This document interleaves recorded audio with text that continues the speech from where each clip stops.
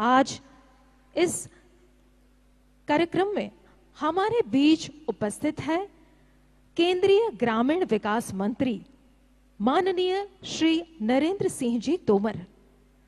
कच्छ और गुजरात के अतिथि बनकर पधारे हुए माननीय नरेंद्र सिंह तोमर से प्रार्थना है कि आप उद्बोधन करें और इस कार्यक्रम को गौरवान्वित करें।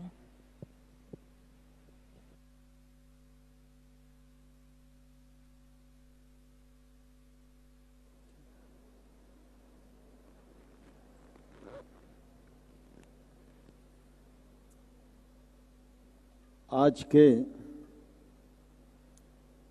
विकासोत्सव के इस गरिमामयी कार्यक्रम में हम सबके मध्य विराजमान हमारे देश के यशस्वी गृह मंत्री माननीय श्री अमित भाई शाह जी,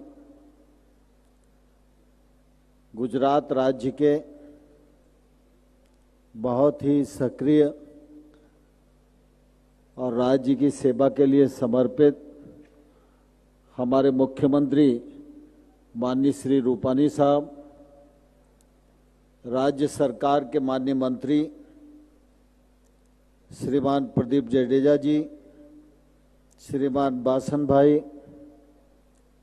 केंद्रीय गृह सचिव श्रीमान भल्ला जी, श्रीमान अरविंद कुमार जी, श्रीमान मुकीम साहब, डीजीपी गुजरात, डीजीपी वीएसएफ और इस कार्यक्रम में उपस्थित सांसदगण, विधायकगण,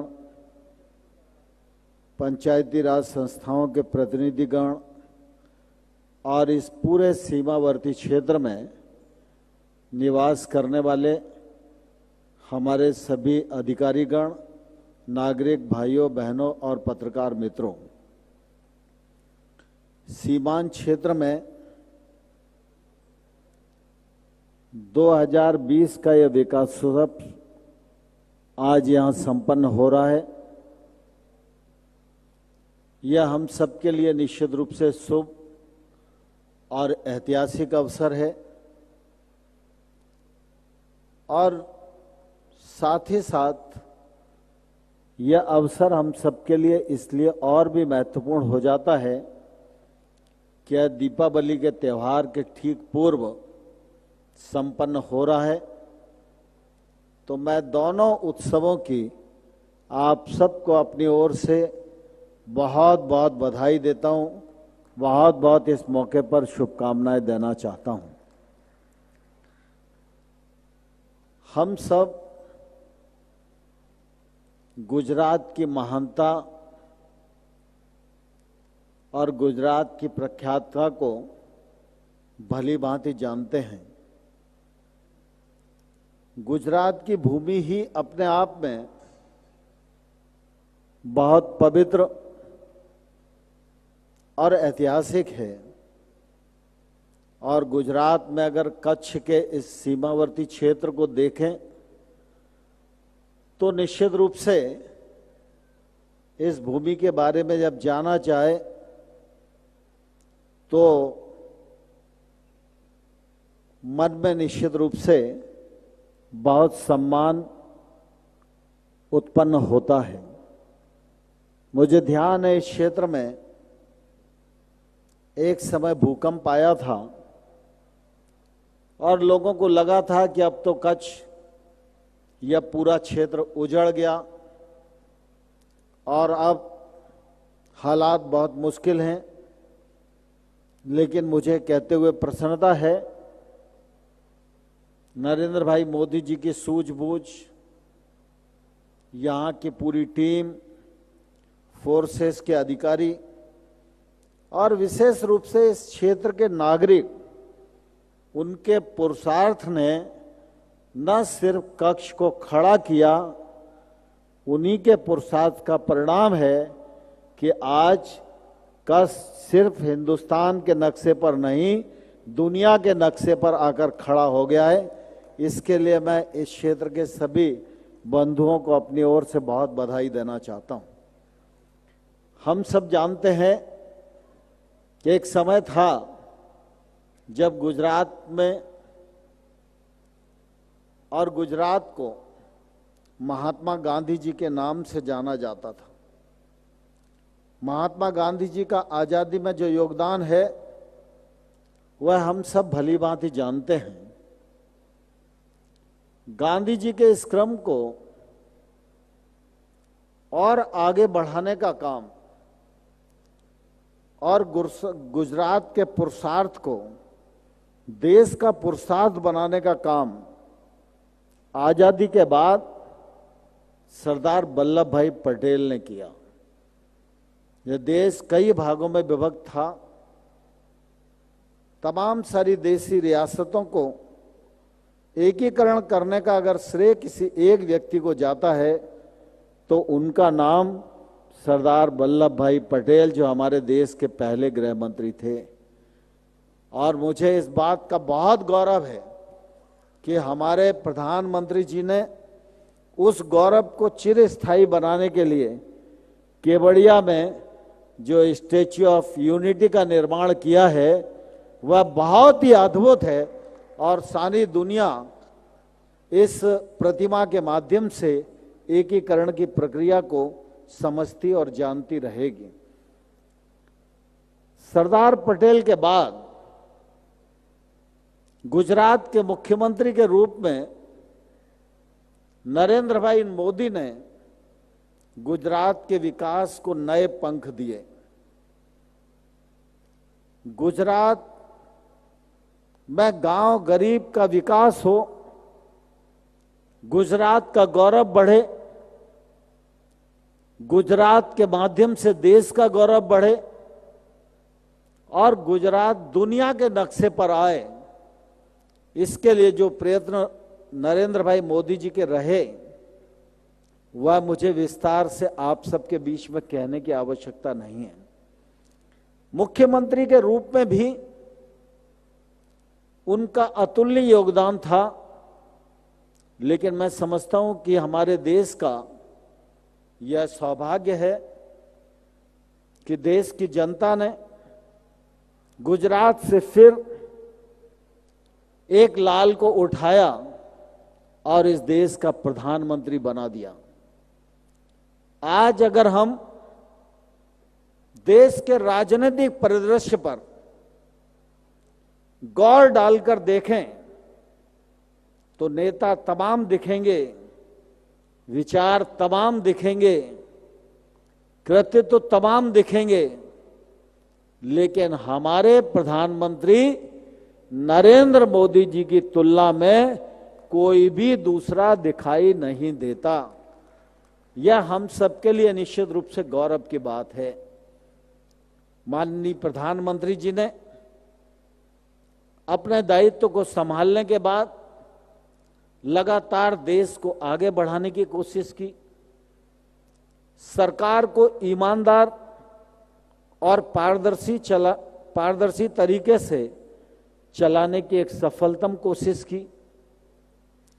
देश में आर्थिक गतिविधियां बढ़े, देश में रोजगार के अवसर बढ़ें, देश की अर्थव्यवस्था को बल मिले, इसके लिए योजना की जरूरत पड़ी तो योजना बनाई, मंत्रिपरिषद से निर्णय करना पड़ा तो मंत्रिपरिषद से निर्णय किया, और अगर कानून बदलकर भी आगे बढ़ना पड़ा तो तमाम सारे अवरोधों के बावजूद भी नरेंद्र मोदी जी ने कानूनी रिफॉर्म करने में कभी कोई कंजूसी नहीं दिखाई और उसका परिणाम आज हमें दिखाई देता है। चाहे हमारे देश की सीमाओं को सुरक्षा का मामला हो, चाहे आंतरिक सुरक्षा का मामला हो, चाहे फोर्सेस को सशक्तिकरण का मामला हो, हर विषय को नरेंद्र भाई मोदी जी ने गंभीरता से लिया और उस पर काम करने की एक सफलतम कोशिश की। लेकिन आप सब इस बात को भली भांति जानते हैं, हमारा देश गांव गरीब और किसानों का देश है। नरेंद्र भाई मोदी जी ने जहां एक और सबका साथ, सबका विकास, विश्वास इस कल्पना पर काम किया, वहीं समग्र विकास और संतुलित विकास की कल्पना को भी साकार करने का उन्होंने काम किया। विशेष रूप से यहां सरपंचगण अपनी बात कह रहे थे और मुझे निश्चित रूप से उनकी बात को सुनकर प्रसन्नता हो रही थी। आप सबको ध्यान है 2014 से पहले 13वें वित्त आयोग की रिपोर्ट आई थी, उसमें 5 वर्ष में 2.5 लाख पंचायतों को 65,000 करोड़ रुपया सिर्फ विकास के लिए रिकमेंड किया गया था। लेकिन नरेंद्र भाई मोदी के प्रधानमंत्री बनने के बाद 14वें वित्त आयोग की रिपोर्ट आई और उसमें रिकमेंडेशन आई कि ग्राम पंचायतों को विकास के लिए 2,292 करोड़ रुपया दिया जाना चाहिए। सामान्य तौर पर अगर कोई दूसरा प्रधानमंत्री होता तो पंचायतों को इतना पैसा नहीं देता, पैसे को अपने पास रखता और अपने हिसाब से अपनी योजनाओं पर खर्च करता। लेकिन प्रधानमंत्री नरेंद्र भाई मोदी गरीबों के मसीहा हैं, गांव को विकसित करने की उनकी लालसा है।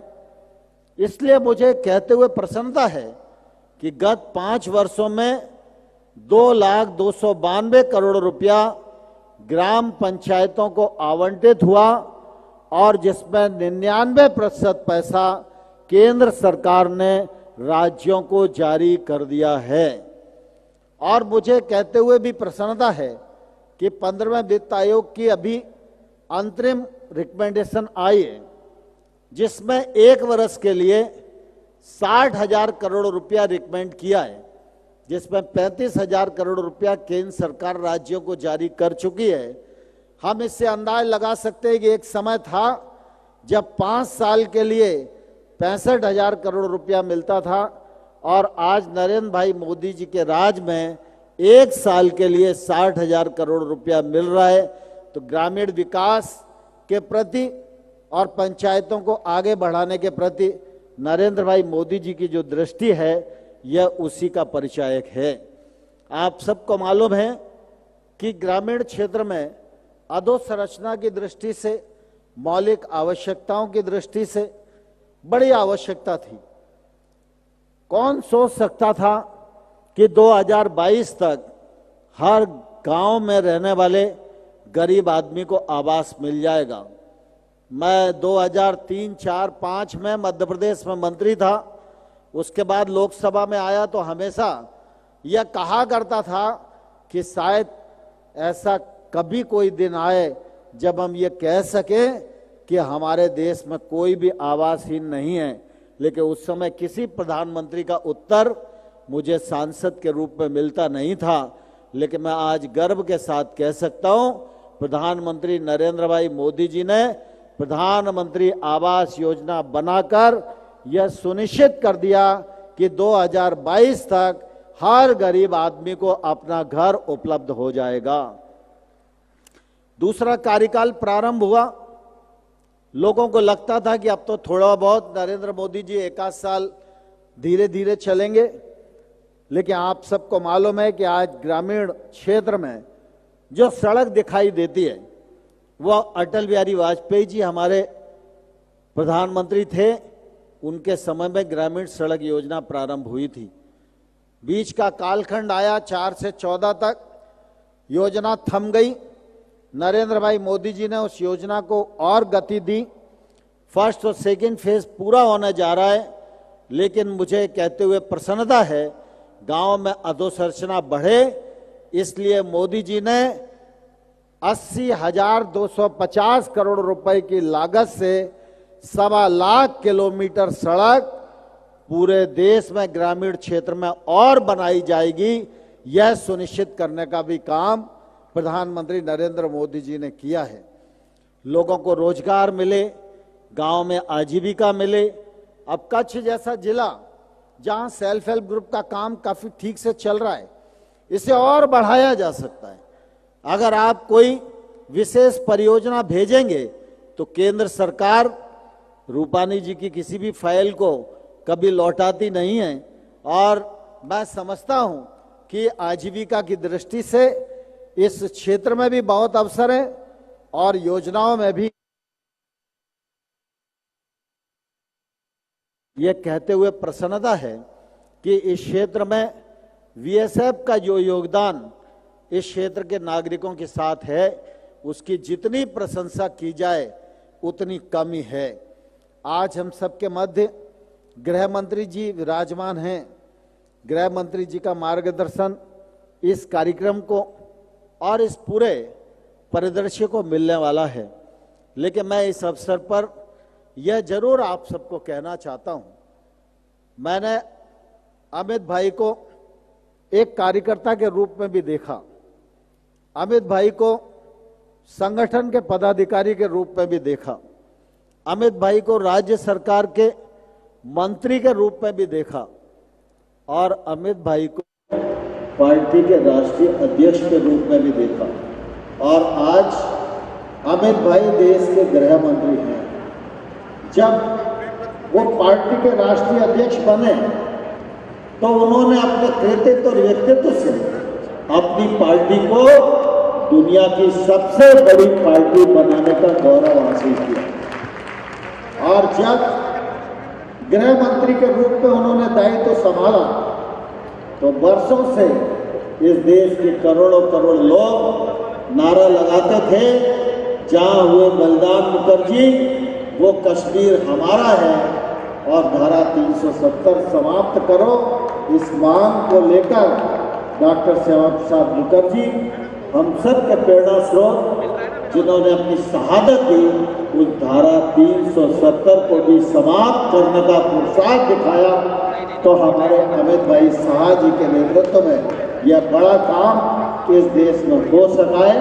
आज इस कार्यक्रम में मैं उन्हें भी दीपावली की और इस उत्सव की बहुत बधाई देना चाहता हूँ। हम सब के मध्य विजय रूपानी जी मुख्यमंत्री हैं और आप सबके लोकप्रिय नेता हैं।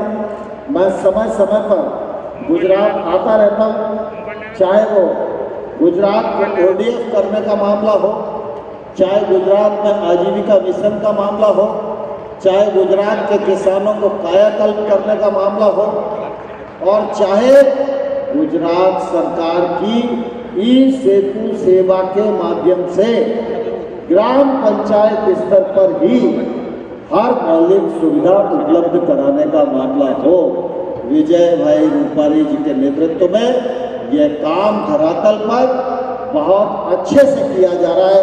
इसके लिए मैं विजय भाई रूपानी जी और उनकी पूरी टीम को इस अवसर पर बहुत बहुत बधाई देता हूं और उनको अपनी शुभकामनाएं प्रेषित करता हूं कि वो गुजरात के मुख्यमंत्री के रूप में आज सफल मुख्यमंत्री के रूप में जाने जाते हैं। आने वाले कल में वो अनेक सफलता के सोपानों को प्राप्त करें, ऐसी मेरी भरपूर शुभकामनाएं।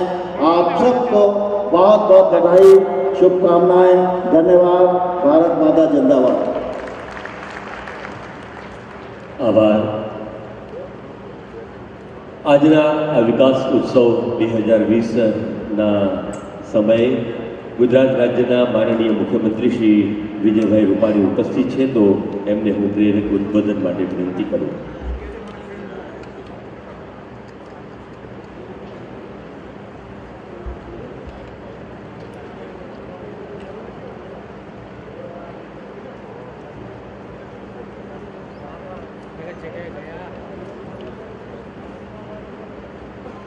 मंच पर उपस्थित भारत सरकारना गृहमंत्री के जेमने आ देश अखंड भारतना करोड़ों लोगों की अपेक्षा आकांक्षा थी एवं मजबूत निर्णयों करना गुजरातना सपूत आदरणीय श्री अमित भाई साहब केंद्रीय मंत्री आदरणीय श्री नरेंद्र सिंह तोमर जी, राज्यના गृहमंत्री मान्य प्रदीप सिंह जी, साथी मंत्री मान्य वासण भाई, home secretary Shri Bhallaji, chief secretary Mukim, central IB ना डायरेक्टर श्री अरविंद कुमार, અત્રે ઉપસ્થિત સંસદ સભ્યો, ધારાસભ્યો, સરપંચો અને સીમામાં વસતા ભાઈઓ અને બહેનો,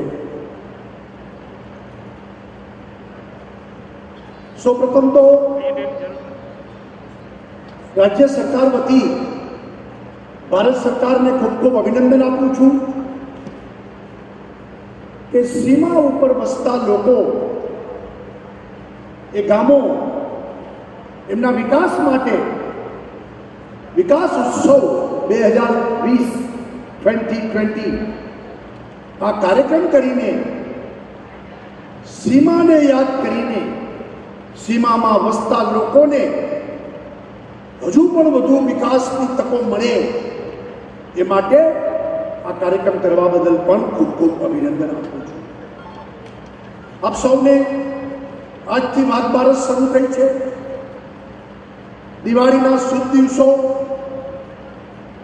આપણે ત્યાં નૂતન વર્ષ પણ આવી રહ્યું છે, ત્યારે એમની પણ શુભકામનાઓ પાઠવું છું.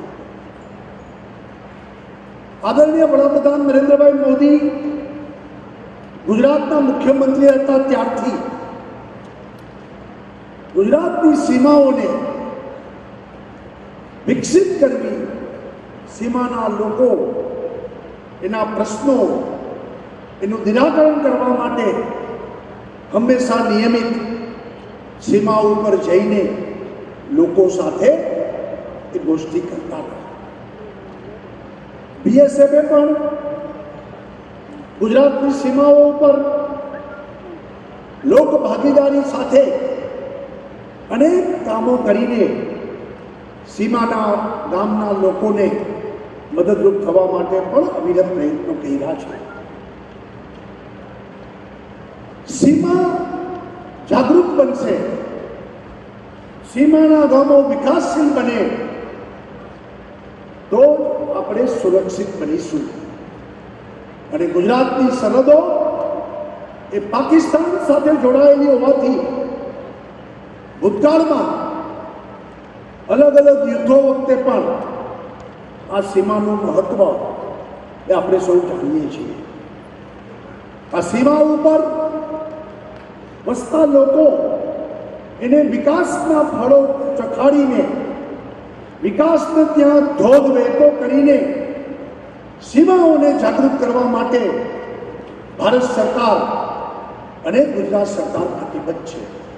અને એટલા માટે અનેક પ્રોજેક્ટો આ સીમા ઉપર ઊભા કરીને આપણે સીમાને જાગૃત કરી રહ્યા છીએ. આવનારા દિવસોમાં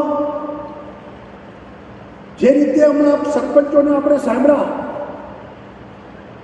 કે સીમાઓ ઉપર સરકારે અલગ અલગ પ્રોજેક્ટ કરીને રોજગારીના સર્જન કરીને સમૃદ્ધિઓને ત્યાં આપણે સાકાર કરી શક્યા છીએ. એવી જ રીતે આવનારા દિવસોમાં મહત્વના સીમા ઉપરના પ્રોજેક્ટોને પણ ગુજરાતની સરકાર આગળ વધારી રહી છે.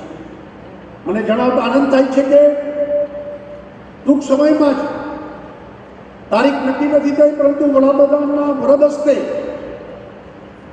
દુનિયાનો સૌથી મોટો રિન્યુએબલ પાર્ક કે જ્યાં ગ્રીન વીજળી ઉત્પન્ન થાય, સોલાર અને વિન્ડ, 30,000 મેગાવોટ આ કચ્છની સરહદ ઉપર આપણે ચાલુ કરી રહ્યા છીએ.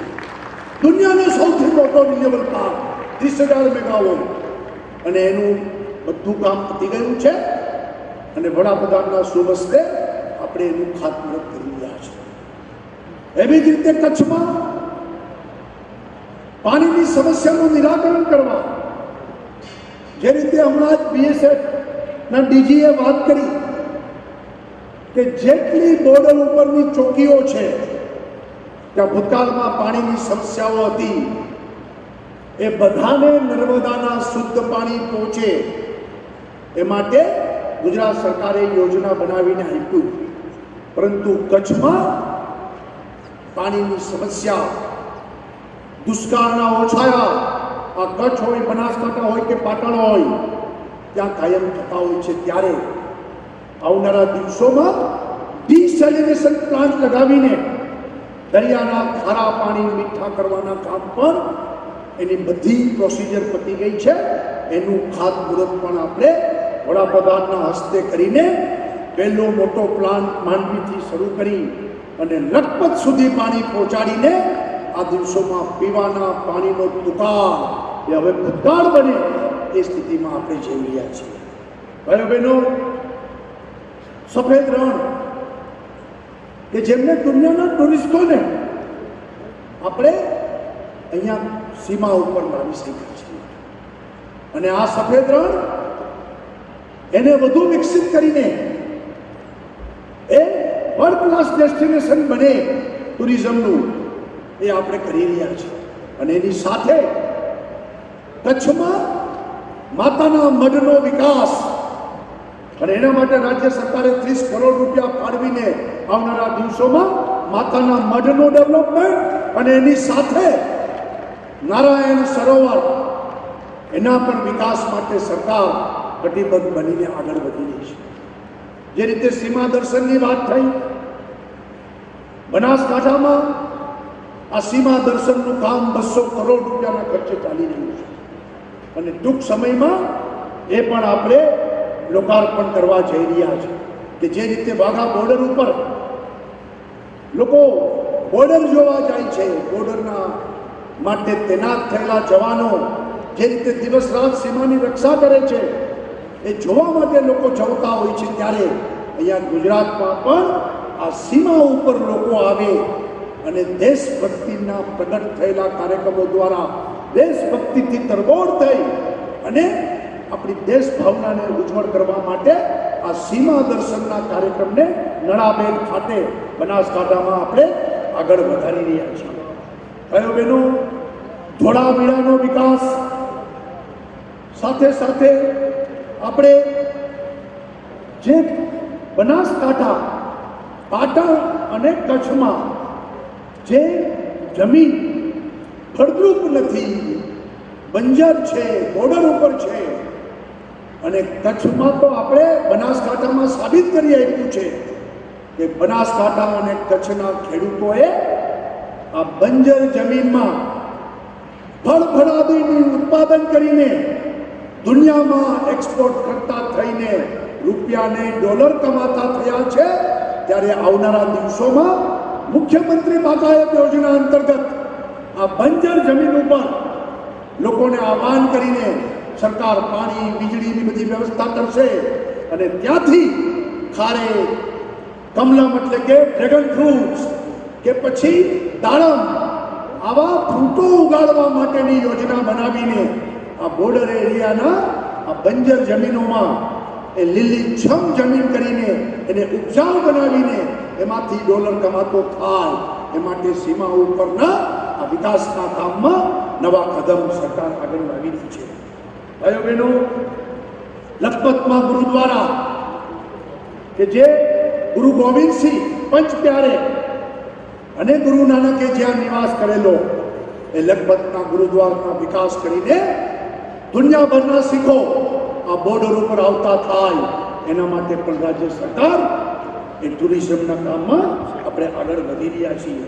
ત્યારે ગુજરાતના 3 જિલ્લા, 17 તાલુકા, 170 ગામો જ્યાં વિકાસની હરણફાળ હોય, લેટેસ્ટ ટેકનોલોજી હોય, હમણાં તોમરજી જે ઉલ્લેખ કર્યો કે ગુજરાતના તમામ ગામડાઓ અને એમાં કરીને સીમાવર્તી ગામડાઓમાં બ્રોડબેન્ડની આખી નેટવર્કને ઊભું કરીને આખા ભારતમાં સૌથી વધુ ભારત નેટમાં ગુજરાતના ગામડાઓમાં બ્રોડબેન્ડ એક્ટિવિટી નેટવર્કને આપણે ઊભું કરીને લોકોને ગામડામાં જ એની બધી સુવિધા મળીને તાલુકા સેન્ટર ઉપર જવું ન પડે, જિલ્લા સેન્ટર ઉપર જવું ન પડે, ઈ ગ્રામની સુવિધા, ઈ સેવા સેતુ એને આપણે આગળ વધારી રહ્યા છીએ. અત્યાર સુધીમાં 5500 ગામડાઓમાં આપણે આ સુવિધા ઊભી કરીને ગામડાઓમાં જ લોકોને પોતાની સુવિધાઓ પ્રાપ્ત થાય એમ કચ્છમાં પણ 106 ગામમાં સુવિધા ચાલુ થઈ ગઈ છે. બનાસકાંઠામાં પણ 760 ગામમાં આ સુવિધા ઊભી થઈ રહી છે અને પાટણના 243 ગામમાં આ સુવિધા ઊભી કરીને છેવાડાના બોર્ડરના ગામ એમાં પણ લેટેસ્ટ ટેકનોલોજી અને નેટવર્ક અને એને દુનિયા સાથે જોડીને ત્યાંના યુવાનો પણ જ્ઞાનવર્ધક ત્યાંથી બેઠા બેઠા દુનિયા સાથે જોડાય અને સીમા પણ એ લેટેસ્ટ સુવિધા સાથે સજ્જ બને એ માટે સરકાર પ્રયત્ન કરી રહી છે. ત્યારે હું એમ માનું છું કે ગુજરાતની સીમા એ બધી સુવિધાથી સભર બને, ગુજરાતની સીમા એ વિકાસનું પ્રતીક બની રહે, ગુજરાતની સીમા જાગૃત બને કે દુશ્મનોને આ બાજુ જોવાનું પણ ભારે પડે. એ પ્રકારે આ સીમાઓમાં રાષ્ટ્ર ભાવનાની વાતને જાગૃત કરીને આવનારા દિવસોમાં ભારત સુરક્ષિત ભારત બને, સીમા સુરક્ષિત બને અને ગુજરાત એ વિકાસમાં હરણફાળ ભરતું રહે, અગ્રેસર બની રહે. એ માટે કેન્દ્ર સરકાર દ્વારા જે કાંઈ આપણે આદરણીય વડાપ્રધાન નરેન્દ્રભાઈ મોદી અને ગૃહમંત્રી શ્રી અમિતભાઈ શાહ અને ગ્રામીણ વિકાસ મંત્રી શ્રી નરેન્દ્રસિંહ તોમરનું સીધું માર્ગદર્શન અને મદદ મળતી રહેવાની છે. એના દ્વારા આપણે સરસ મજાનું આયોજન દ્વારા આપણા સીમાઓને સજ્જ કરીશું. એ જ અપેક્ષા. સૌનો આભાર. ધન્યવાદ. આભાર માનનીય મુખ્યમંત્રીશ્રીનો. કોઈ પણ પ્રકારના ત્રાસવાદ, આતંકવાદ સામે ઝીરો ટોલરન્સની મક્કમ નીતિ સાથે કટિબદ્ધ છે સરકાર અને સાથે એટલું જ સાવધું છે તંત્ર. આજે જ્યારે યુનિયન હોમ મિનિસ્ટર માનનીય શ્રી અમિતભાઈ શાહ આપણી વચ્ચે ઉપસ્થિત છે ત્યારે union home minister special operation મેડલથી સન્માન કરીએ જાંબાઝ વીરોનું. ISIS સાથે સંકળાયેલ તમિલનાડુના ખૂંખાર આતંકવાદી ઝફરને પકડવા માટે ગુજરાત વડોદરામાં હાથ ધરાયું એક ખાસ ઓપરેશન અને ગુજરાત પોલીસની જાંબાઝ ટીમે આતંકવાદીને જેર કર્યો. આવું સન્માનીએ આ શૂરવીરોને. હું વિનંતી કરીશ ડીઆઈજી હેમાંશુ શુક્લા ATS ને માનનીય ગૃહમંત્રીના હસ્તે તેમનું મેડલથી સન્માન.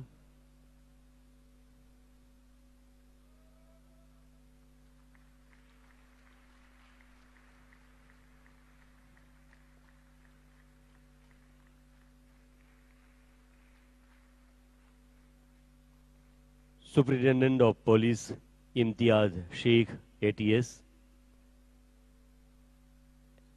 માનનીય ગૃહમંત્રી શ્રીના હસ્તે એમનું સન્માન.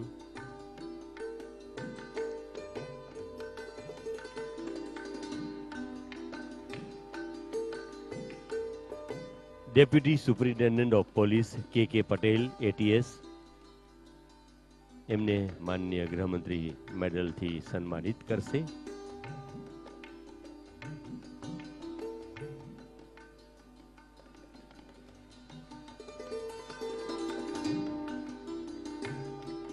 Police inspector Vijay Malhotra ATS, એમને સન્માનિત કરવામાં આવશે.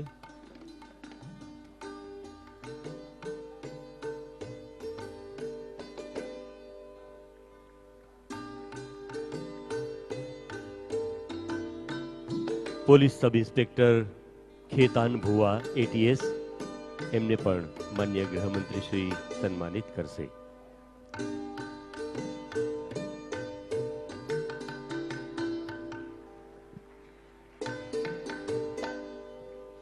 Union home minister special operation medals. હું માનનીય ગૃહમંત્રી શ્રી અમિતભાઈ શાહને વિનંતી કરું કે આજના વિકાસ પર્વને નિમિત્તે પ્રેરક ઉદ્બોધન આપે.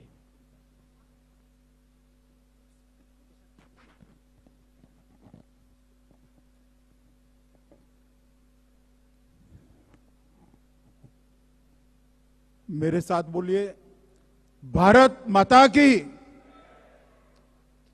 क्यों भाई, आवाज को क्या हो गया है? सीमा की उस पार तक आपकी आवाज जानी चाहिए. दोनों हाथ खड़े कर कर उठाकर बुलंद आवाज से बोलिए, भारत माता की। मंच पर उपस्थित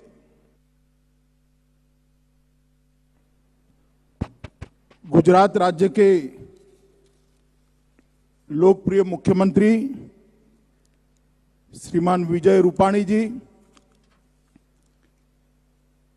मेरे साथी और मंत्रिपरिषद में ग्रामीण विकास, कृषि, पंचायती राज जैसे महत्वपूर्ण विभागों का जिम्मा जिनका है, ऐसे हमारे श्रीमान नरेंद्र सिंह तोमर जी, गुजरात के गृह मंत्री श्री प्रदीप सिंह जी, गुजरात कैबिनेट के सभ्य और यहाँ के ही नेता श्रीमान वासण भाई, मेरे साथ आए हुए भारत सरकार के गृह सचिव श्रीमान भल्ला जी, आज सूचना ब्यूरो के डायरेक्टर DIB जिनको कहते हैं श्रीमान अरविंद कुमार जी, गुजरात के मुख्य सचिव महोदय, गुजरात के DGP और जिन्होंने हमारे सामने अभी प्रेजेंटेशन दिया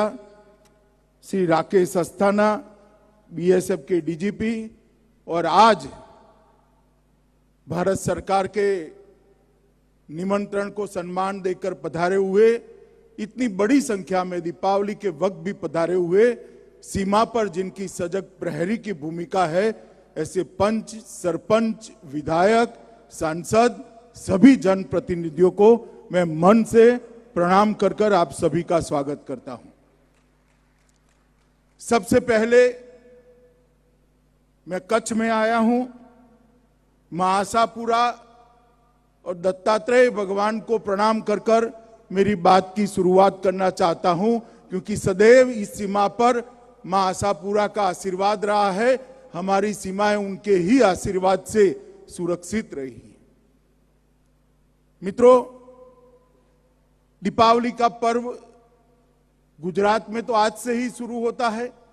वाघ बारस है आज, वाघ बारस के दिन से, द्वादशी के दिन से ही दीपावली शुरू होती है।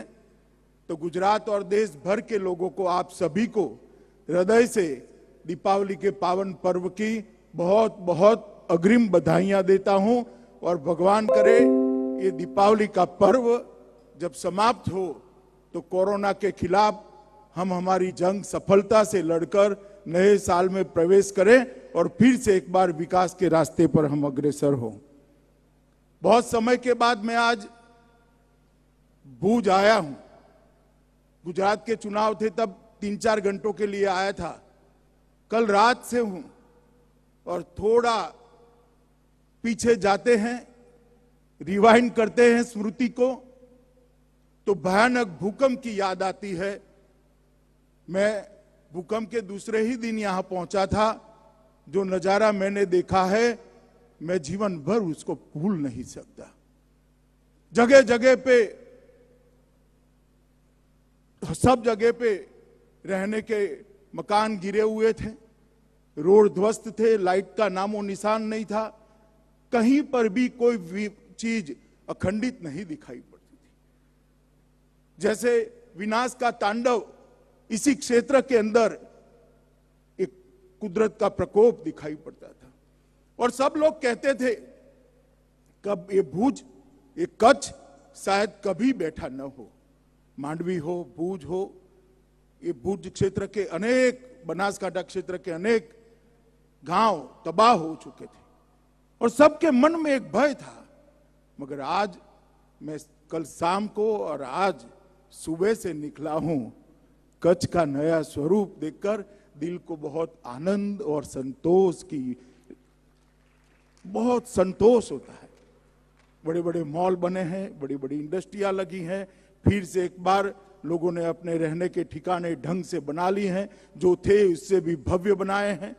बड़ी बड़ी शिक्षा संस्थाएं यहां पर लगी हैं और भुज आज बैठा हो चुका है। इसका संपूर्ण यश जाता है तो मोदी जी की दूरदर्शिता और भुज के लोगों का संघर्ष करने का जज्बा और आपका परिश्रम की पराकाष्ठा को जाता है। और ये जो जज्बा है, वो सीमा के क्षेत्र में होना बहुत जरूरी है। मित्रों, आज पहले जब मुझे याद है, जब राजनीति के शुरुआत में हम सामाजिक कार्यकर्ता के नाते काम करते थे, कोई अफसर अगर कुछ गलत करता था तो उसके लिए कहते थे साहब उसको भूज भेज दीजिए, पनिशमेंट पोस्टिंग माना जाता था। आज भूज आने के लिए मुख्यमंत्री के दफ्तर में लाइनें लगी है। ये बहुत बड़ा परिवर्तन है और मैं मानता हूं ये शुभ परिवर्तन। जहां जाने के लिए पनिशमेंट पोस्टिंग माना जाता था, न लाइटों का ठिकाना था, न पीने का पानी था, विकास का नामो निशान नहीं था। आज खावड़ा तक मां नर्मदा का नीर पहुंच चुका है और सब जगह विकास ही विकास है। कृषि विकास भूज में कभी हो सकता है, कोई सोच नहीं सकता था। आज यही दौड़ों में हम बैठे हैं। टेंट सिटी में कई बार आए हूं, दुनिया भर के लोगों का आकर्षण का केंद्र टेंट सिटी बन चुका है। ठीक ही कहा सरपंच साहब ने कि डी डालते ही धोड़ो आ जाता है, क्योंकि सबसे ज्यादा क्लिक धोड़ो के नाम पर होते हैं। मित्रों, ये जो विकास हुआ है, एक प्रकार से इसने सीमा को सुरक्षित करने का काम किया है। अभी सभी लोग कहते थे कि सीमांत विकासोत्सव के अंदर आए हैं, आप लोग इसी में पधारे हैं, मगर मैं इसका कंसेप्ट थोड़ा आपको बताना चाहता हूं। ये अविरत चलने वाली श्रृंखला है। ये गुजरात की सीमा तक सीमित नहीं रहेगी। आज हम इसका शुभारंभ करने वाले हैं। देश की पूरी भू सीमा जहां पर लगी है, सब जगह पर इसे ऐसे सीमांत विकासोत्सव करने का देश के प्रधानमंत्री नरेंद्र मोदी जी का निर्णय है और आगे पर प्रधानमंत्री जी स्वयं जाने वाले हैं।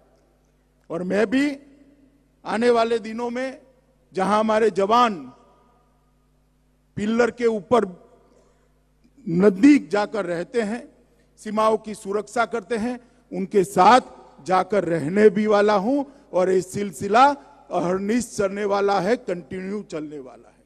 ये विकास उत्सव जो है, सीमांत विकास उत्सव जो आज शुरू हुआ है, उसका ये विकास उत्सव के उद्देश्य क्या है? इस विकास उत्सव का उद्देश्य है कि सीमावर्ती गांवों में हमारे जो नागरिक रहते हैं उनको इतनी ही सुविधा मिले जितनी अहमदाबाद, दिल्ली और मुंबई के नागरिकों को मिलती है। उनको किसी भी प्रकार से विकास से पीछे न रहना पड़े।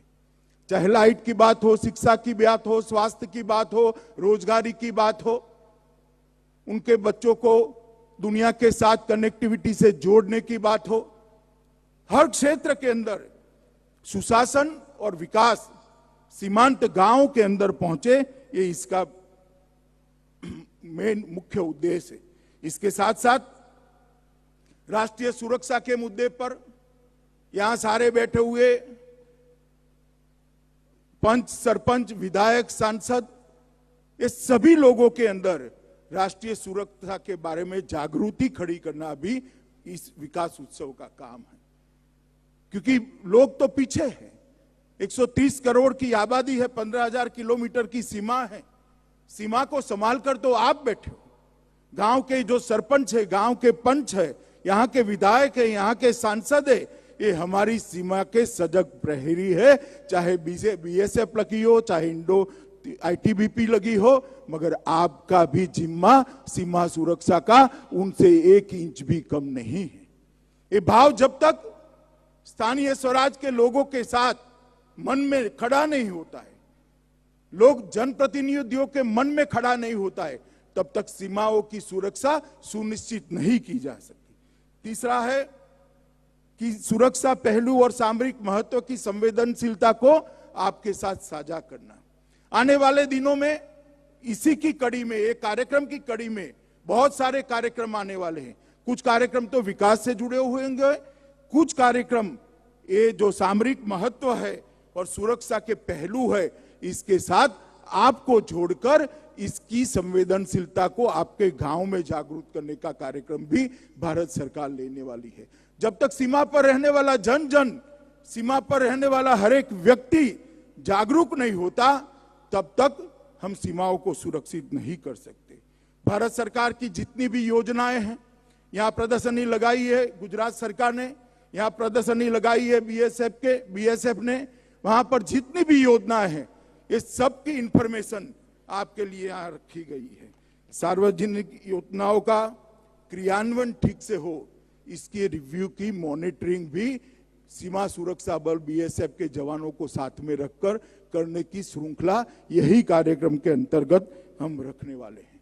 मित्रों, अभी सरपंच नितिन भाई पटेल ने भीष्म पर्व का उल्लेख कर कर कहा, पितामह भीष्म ने बताया था कि देश की सीमाएं, राज्य की सीमाएं ये मां का आंचल जैसी होती है, उसकी सुरक्षा करना हर एक नागरिक का प्राथमिक धर्म होता है। जब तक हम देश की सुरक्षा को सुनिश्चित नहीं करते, उसको प्राथमिकता नहीं देते हैं, तब तक देश की आंतरिक सुरक्षा मजबूत नहीं होती है। और जब तक देश की आंतरिक सुरक्षा मजबूत नहीं होती है, देश को आगे बढ़ाना, देश को विकास के रास्ते पर प्रशस्त करना, इसकी कल्पना ही नहीं की जा सकती। और इसलिए नरेंद्र मोदी जी और नरेंद्र मोदी जी की सरकार और उनके नेतृत्व में चल रहा गृह विभाग ये अपना प्राथमिक दायित्व मानता है कि सीमाओं को ऐसी अभेद बनाए कि परिंदा भी पैर न मार सके, हर सीमा के इंच इंच जमीन को सुरक्षित करना। एक जमाना था, घुसपैठ होती थी, हमले होते थे, कोई रिस्पॉन्ड नहीं होता था, डिप्लोमेटिक एक स्टेटमेंट आ जाता था। आज ये जमाना है कि हमारा छोटे से छोटा बीएसएफ का जवान दुनिया की सबसे बड़ी ताकत के साथ आंख में आंख डालकर, छाती निकालकर उनको जवाब देने के लिए सक्षम है, अधिकृत है और दे भी रहा है। और जिन्होंने ऐसी हिमाकत करी, चाहे कश्मीर की सीमा पर करी, चाहे पुलवामा में करी, भारतीय जनता पार्टी की नरेंद्र मोदी सरकार और देश के प्रधानमंत्री ने तुरंत ही समुचित जवाब दिया है। डिप्लोमेटिक स्टेटमेंट से नहीं, सर्जिकल स्ट्राइक और एयर स्ट्राइक कर कर घर में घुसकर उनको माकूल जवाब देने का काम ये भारतीय जनता पार्टी की सरकार ने। और मित्रों, इस सीमाओं की सुरक्षा के लिए हम कटिबद्ध है। तब सबसे महत्वपूर्ण बात है, सीमा से पलायन नहीं होना चाहिए। उत्तराखंड की पहाड़ियों से पलायन नहीं होना चाहिए, जम्मू की बॉर्डर से पलायन नहीं होना चाहिए, नॉर्थ ईस्ट की सीमाओं से पलायन नहीं होना चाहिए, भूज, बनासकांठा और पाटन की सरहद के गांवों से पलायन नहीं होना चाहिए। और पलायन अगर नहीं करना है तो मैं मानता हूं मित्रों कि इसके लिए बड़ा महत्वपूर्ण चीज है कि वो गांवों का इतना ही विकास हो जितना सीमाओं के अंदर के गांवों का होता है। मौर्य आपको आश्वस्त करने आया हूं। भाई नरेंद्र सिंह जी यहां बैठे, ग्रामीण विकास मंत्री हैं, मेरे साथ कैबिनेट में बैठते हैं। हमारे प्रधानमंत्री का हरदम कहना होता है कि सबसे पहले सीमाओं पर बसे गांवों की विकास की चिंता करो। हर योजना सबसे पहले सीमा पर बसे हुए गांवों के अंदर इंप्लीमेंट होनी चाहिए। और मित्रों, ये भारतीय जनता पार्टी का वादा भी है और दायित्व भी है, और हम हमारे दायित्व को बखूबी निभाना जानते हैं। मित्रों, आज यहां पर 93 ग्राम प्रधान, 758 पंचायत सदस्य, 33 तालुका पंचायत सदस्य, 13 जिला पंचायत सदस्य, 3 सांसद, विधायक और म्यूनिसिपैलिटी के अध्यक्ष भी यहां पर उपस्थित है। मैं आप सबको कहना चाहता हूं कि आप सब सीमा के सजग प्रहरी है और आपका दायित्व है, मोदी जी का जो ये लक्ष्य है, ये लक्ष्य हमने सिद्ध करना पड़ेगा। मित्रों, मैं जब कच्छ की भूमि पर आता हूं तो सरदार पटेल चेक पोस्ट पर एक पूरी ब्रिगेड के हमले को 9 अप्रैल को हमारे कुछ गिने चुने लोगों ने सामना कर कर अपने जान का बलिदान दिया था। इसको मैं कभी नहीं भुला सकता। और जब हम पर हमला हुआ, भूज की हवाई पट्टी को बर्बाद कर दिया, 71 घंटे के अंदर ही भूज शहर की माताओं बहनों ने दिन रात अहरनिश काम कर कर हवाई पट्टी को रिपेयर किया था और भारत को विजय दिया। यही भूज की धरती पर ये दो जो सीमा को सुरक्षित करने वाले काम हमारे जवानों ने, यहाँ की जनता ने किए हैं, ये पूरे देश को प्रेरणा देने वाले हैं। मित्रों, वैसे तो सीमा की सुरक्षा के लिए शुरू से अगर सरदार पटेल के सारे उद्गार और उनके पत्र व्यवहारों को अगर पढ़ते हैं तो उन्होंने उस वक्त से कहा था कि सीमा तक रोड पहुंचाना चाहिए, सीमा तक पानी पहुंचाना चाहिए, सीमा तक बिजली पहुंचानी चाहिए और सीमा पर से पलायन को रोकना चाहिए। मगर दुर्भाग्य की बात है, सरदार साहब लंबे समय रहे नहीं और उनकी सलाहों पर कांग्रेस पार्टी नहीं चली। मगर जब से भारतीय जनता पार्टी शासन में आई, पहले अटल जी की सरकार और अब नरेंद्र मोदी जी की सरकार के 2 टर्म आया, ये दूसरा टर्म चल रहा है। हमने सरदार साहब की सभी बातों को, उनके सभी निर्देशों को मोदी जी ने बखूबी अमल करने की शुरुआत करी है और मैं आपको कुछ आंकड़े बताना चाहता हूं। 2008 से 2014 तक जो रोड के रीसरफेसिंग की रफ्तार थी सीमाओं पर, वो 170 किलोमीटर थी और 2014 से 2020 तक 170 किलोमीटर से हमने बढ़ाकर 480 किलोमीटर तक पहुंचाने का काम ये भारतीय जनता पार्टी की सरकार ने किया। 2008 से 2014 तक भारत चीन की सीमा के पास सालाना 230 किलोमीटर की सड़क कटिंग फॉर्मेटिंग का काम हो रहा था। 2014 से 20 में एवरेज सालाना उसको 230 से बढ़ाकर 470 तक पहुंचाने का काम करा है। सीमाओं के कई क्षेत्र ऐसे हैं भारत के जहां पर सुरंग से बहुत बड़ा रास्ता बच जाता है और हमारे सुरक्षा कर्मी को, सेना को पहुंचने में बड़ी सरलता होती। 2008 से 2014 के बीच में सिर्फ एक सुरंग बनी, सिर्फ एक, और 2014 से 2020 के बीच में 6 नई सुरंगें बना चुके हैं और 19 पर हमने काम चालू कर दिया है। यह बताता है कि प्राथमिकता क्या है। नरेंद्र मोदी की सरकार की प्राथमिकता सीमाओं पर हमारा जो जवान, सीमाओं पर रहने वाले हमारे नागरिक जो सजग प्रहरी बनकर खड़े हैं, उनकी सभी सुविधाओं को ध्यान रखना। मित्रों, बजट की भी मैं बात करूं तो 2008 से 2014 तक 3300 करोड़ का बजट दिया गया और वित्तीय वर्ष सिर्फ 17-18 का बजट 5400 करोड़ का।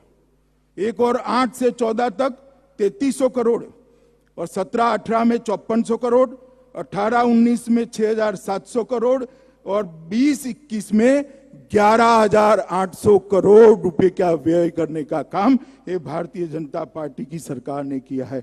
मैं दावे के साथ कह सकता हूं कि 50 साल में सीमाओं पर इंफ्रास्ट्रक्चर का काम जितना नहीं हुआ, इतना नरेंद्र मोदी सरकार ने 6 साल के अंदर काम कर कर सीमाओं को सुरक्षित करने का जिम्मा बखूबी निभाया है।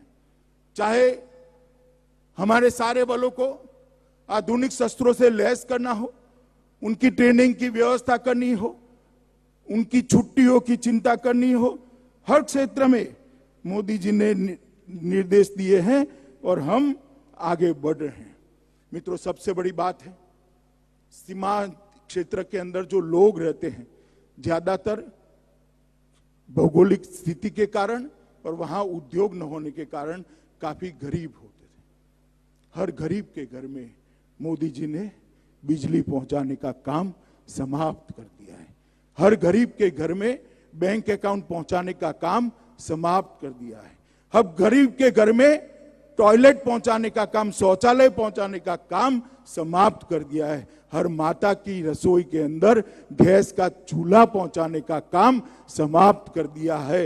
हर गरीब के घर में 5 लाख तक की सारी स्वास्थ्य की सुविधाओं का खर्चा उठाने का काम भी समाप्त हो चुका है। और अब हमारे जितने भी सुरक्षा बल लगे हैं, अर्धसैनिक बल लगे हैं, इनकी सारी अस्पतालों में प्रधानमंत्री आयुष्मान भारत योजना के तहत हम सभी नागरिकों का इलाज करना भी शुरू कर दिए हैं, जिससे बीएसएफ और नागरिकों के बीच में भी एक अटूट बंधन बने और उनको कहीं दूर तक ना जाना पड़े। जो अस्पताल सिर्फ बीएसएफ के जवानों के लिए खुले थे, वो अस्पताल अब हर गांव के नागरिक के लिए खुले हैं। 5 लाख तक की सारी सुविधाएं आपको वहां से मुफ्त में फ्री ऑफ कॉस्ट देने का काम हमने किया है। इसके अलावे ढेर सारे राज्य सरकारों ने भी काम किया है।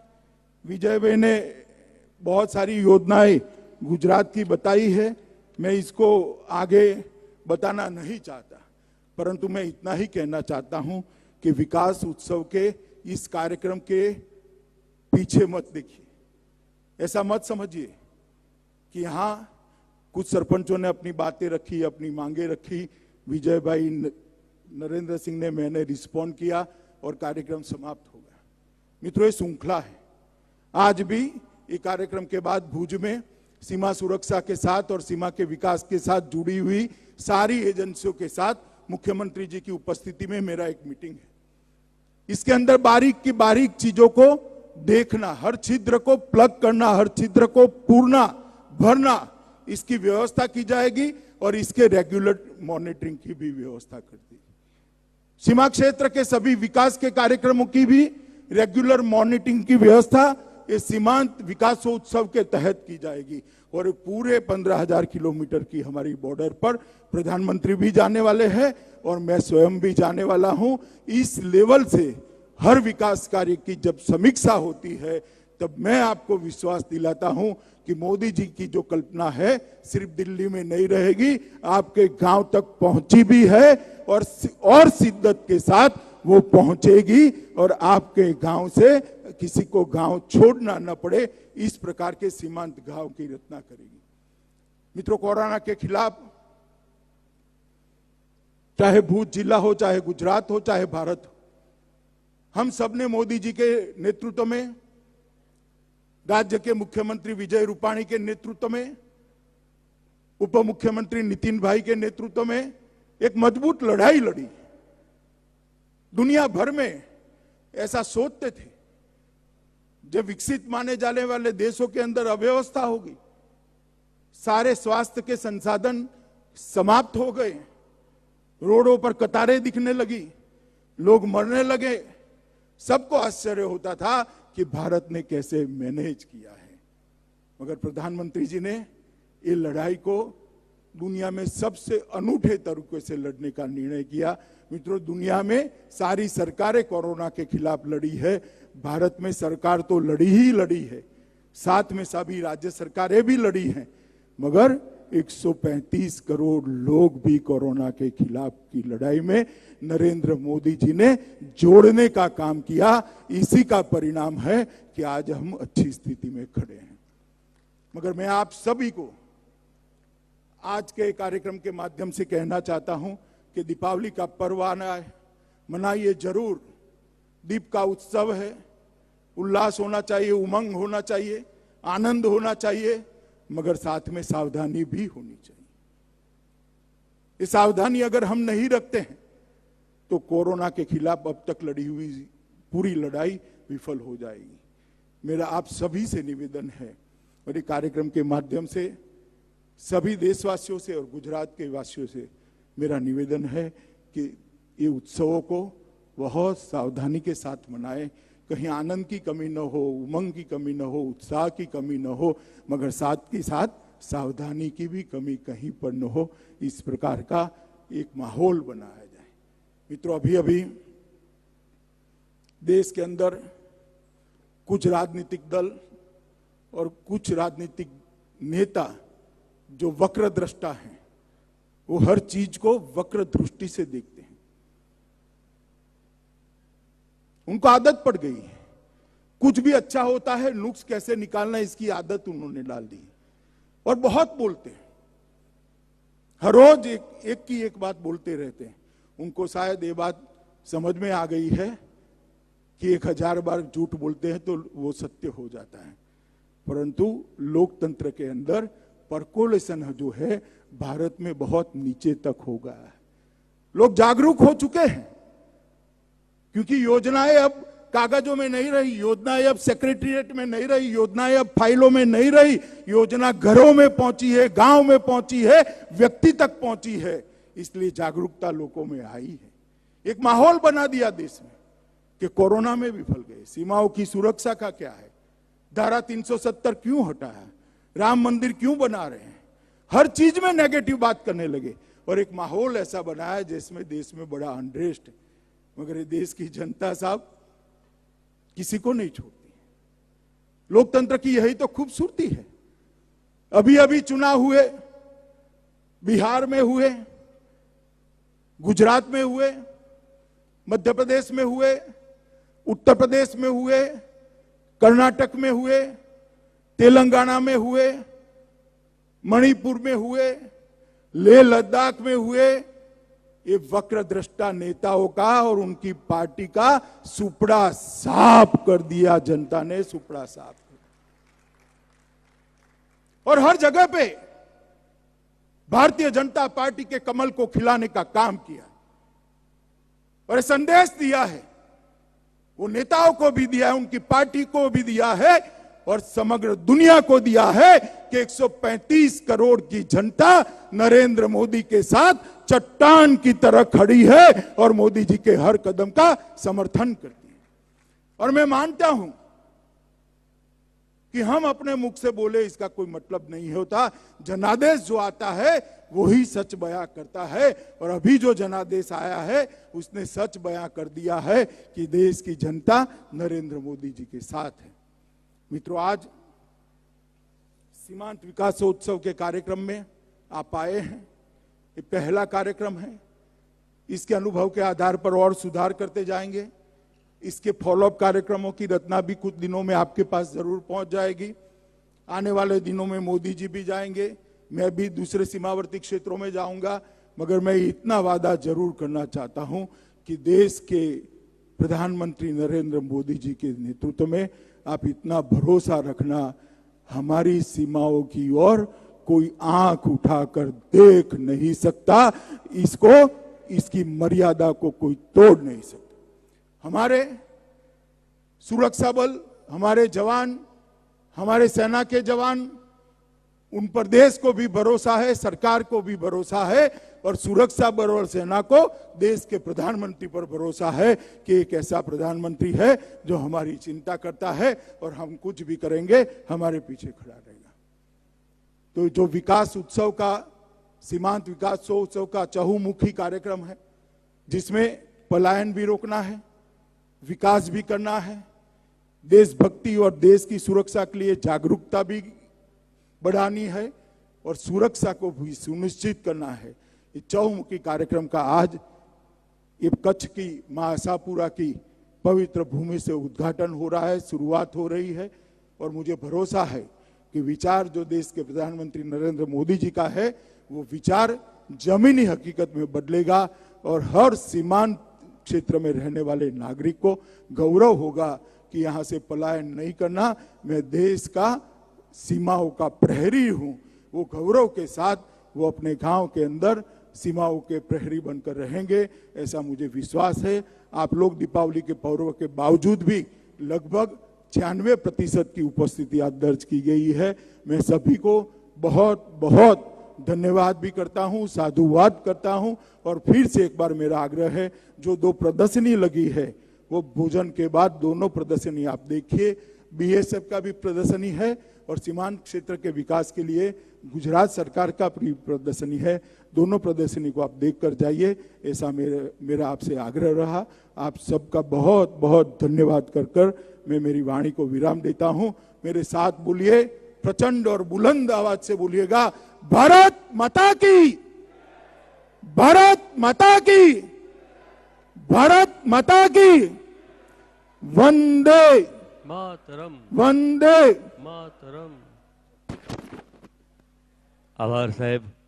આજના આ વિકાસ ઉત્સવ 2020 નિમિત્તે પધારેલ કેન્દ્રના ગૃહમંત્રી માન્ય શ્રી અમિતભાઈ શાહ, કેન્દ્રના ગ્રામીણ વિકાસ મંત્રી માન્ય શ્રી નરેન્દ્રસિંહજી તોમર, ગુજરાત રાજ્યના માન્ય મુખ્યમંત્રી શ્રી વિજયભાઈ રૂપાણી, ગુજરાત રાજ્યના ગૃહ પ્રધાન પ્રદીપસિંહજી જાડેજા, માન્ય શ્રી વાસણભાઈ આહિર, માનનીય સંસદ સભ્ય, ધારાસભ્યશ્રીઓ, પદાધિકારીશ્રીઓ, આ સૌનું આજના આ પ્રસંગે જિલ્લા વહીવટીતંત્ર આભાર વ્યક્ત કરે છે.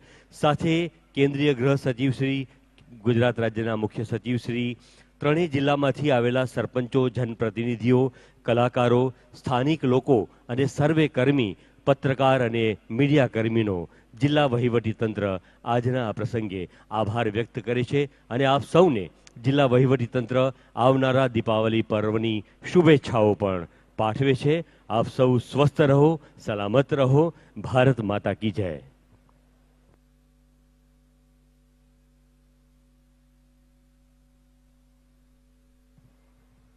અહીંથી છૂટા પડતા પહેલાં બાજુમાં જે પ્રદર્શની છે એ આપ અચૂક નિહાળશો. ગ્રામ્ય સંસ્કૃતિની ઝલક છે. ત્યાં આપ સેલ્ફી પોઈન્ટ ઉપર ફોટા પણ પડાવી શકો છો. અહીંથી વિદાય થતા પહેલાં પ્રદર્શનીનો અવશ્ય લાભ લેજો. આભાર.